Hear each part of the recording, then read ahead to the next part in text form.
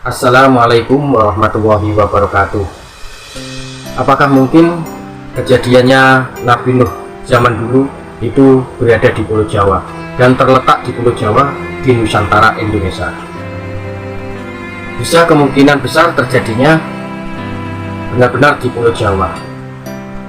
Karena apa? Dari sejarah yang ditemukan oleh dunia tentang kapal Nuh dahulu terbuat dari pohon atau kayu jati. Dan kayu jati anehnya dia hanya hidup di Pulau Jawa. Kayu jati tidak bisa hidup di luar Pulau Jawa. Jadi kayu jati terdapatnya hanya di Pulau Jawa. Jadi kemungkinan besar sejarah besar ini, masalah Nabi Nuh, kemungkinan besar terjadi di Indonesia ketika membuat bahtera kapal besar yang besarnya bisa mengangkut ribuan penumpang. Itu terdapatnya bisa juga di Indonesia. Namun yang namanya Nabi ketika mendapat tugas-tugas dari Tuhan itu akhirnya hijrah, bisa juga datang akhirnya ke Arab, karena di situ mungkin Arab Saudi zaman dulu mungkin paling rusak akhlaknya. Akhirnya Allah menugaskan Nabi Nuh datang ke sana, kan gitu. Namun anehnya fakta yang dibuktikan adalah kapalnya Nabi Nuh terbuat dari kayu jati, dan kayu jati itu hanya terdapat di Pulau Jawa. Dan di Pulau Jawa kenapa ada jati? Yaitu jati adalah mengenal jati diri. Itu adalah jati diri suatu bangsa, yaitu orang Jawa.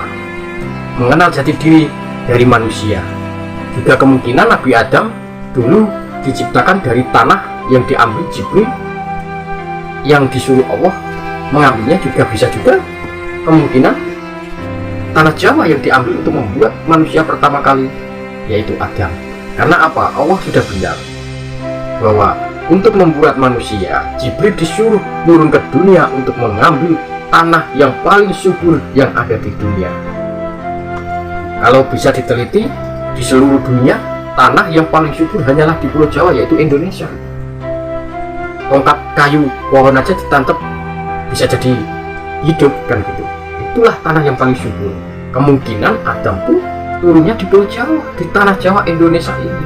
Ini kemungkinan, ini pendapat saya.